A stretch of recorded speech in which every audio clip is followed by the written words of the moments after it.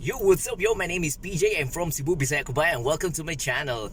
So for today guys, gagala tayo. Pupunta tayo ng Sulea Mactan Resort. It's located in Mactan Island. It's in Cordova, Cebu. So yun, titignan natin guys kung okay ba yung place. Sabi nila, there are a lot of pool daw, mga 4 na swimming pools, and then may beach din daw guys. So napaka okay, di ba, sa mga gustong mag-relax sa beach saka sa poolside, di ba? So yun, let's check it out guys kung kumustahin natin yung place, if okay ba, kung ayos ba siya sa staycation ninyo.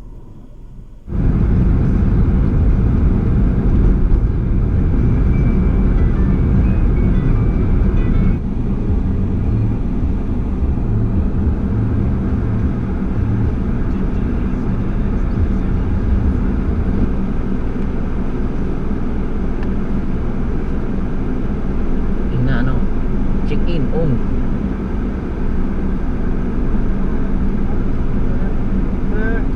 Check-in sir? Oh. Okay, check-in sir.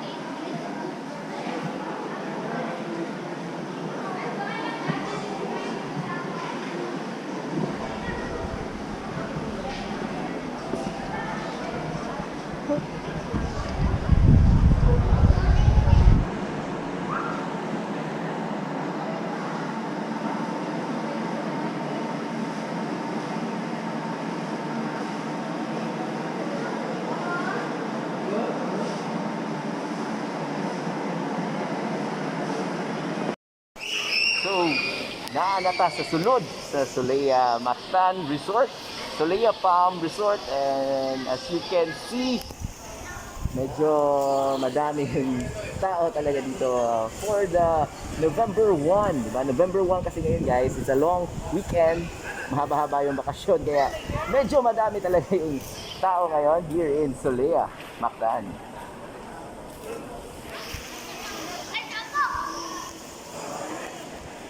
So mag-iikot-ikot lang tayo guys, and I'll show you around yung sa swimming pool tsaka yung beach side. Mamaya ipapakita ko sa inyo, so stay tuned for that. So for now, yon, magla-lunch muna kami sa room yon. So see you later guys. Bro, vlog. Vlog na bro. I know bro. Hello guys, no, so nandito kami sa Sulea, nag-elevator kami. Nag-enjoy ka dito, Ishi? Papa.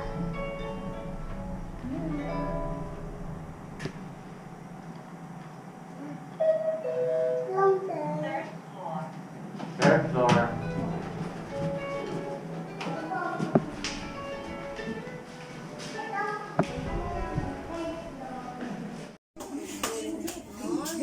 Mamsi. Dali, ikaw na mo ka. Gusto pa niya. Marami ko kami nasa. Tapsi kain.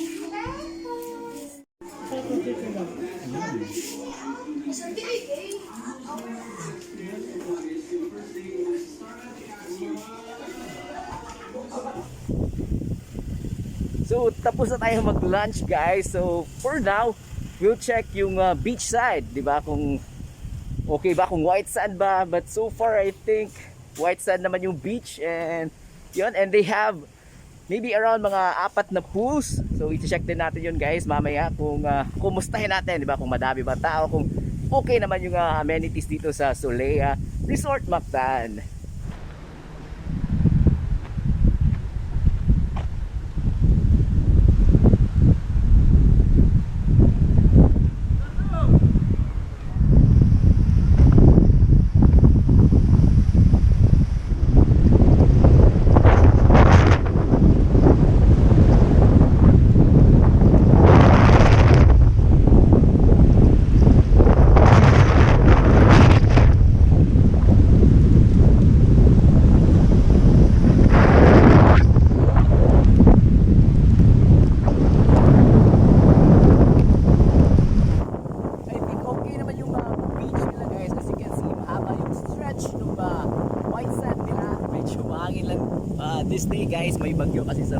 Philippines. And yun, kita nyo naman na may white sand naman siya, and yung shoreline niya, yun, dagat na, di ba? And I think decent lang siya, guys. Medyo it's a long stretch yung white sand beach niya, but yung dagat, I think it's hindi siya masyadong clear, maybe because of the weather, di ba? May bagyo nga ngayon here in the Philippines, sa Manila. Actually, dun sa Manila dadaan yung bagyo, and we are in Cebu. We are in Cordova, Mactan in Cebu. Yon. So chill lang dito, guys. Napaka-relaxing dito, di ba? Wala masyadong tao dito sa beach area nila. Probably nandun sa mga swimming pool area nila yung most of the guests here in Solea. But dito sa dagat, if you would like to chill lang, yung tamang chill lang, di ba? Kulang na lang ng beer, di ba? Kulang na ng beer, and yun, makakapag-relax na tayo with this view, di ba? With this fresh air, kumbaga, and yun, hindi tayo naka-mask.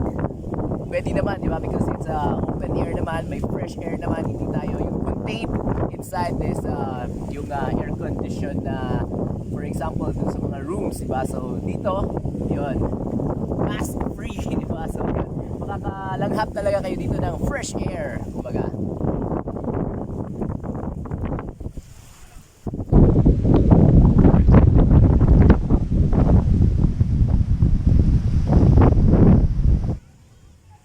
So at the back, guys, as you can see, I think this is the water sport or water park area, but currently it is still under renovation or closed pa siya for this time, guys. At this time, as you can see, di ba?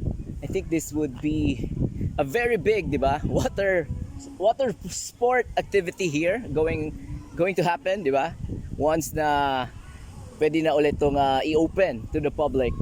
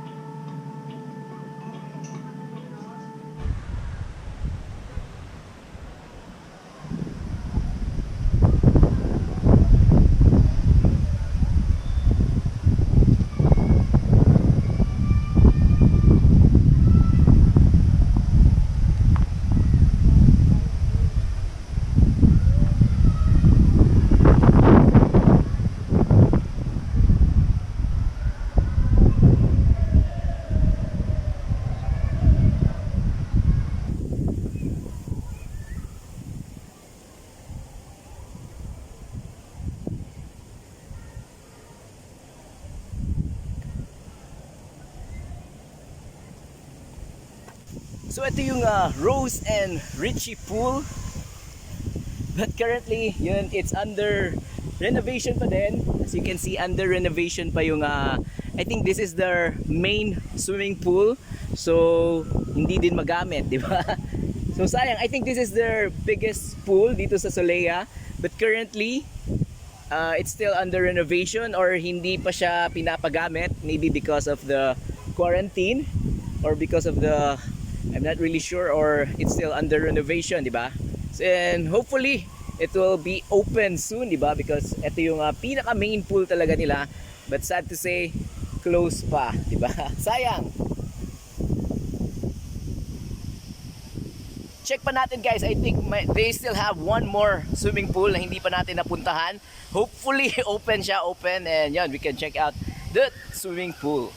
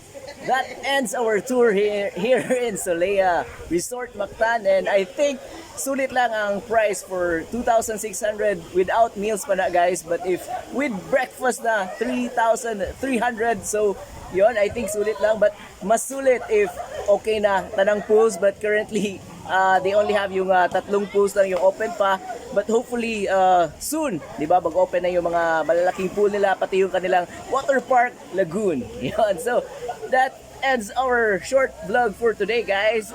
Don't forget to like, comment, and of course subscribe to my YouTube channel for more videos. Yun!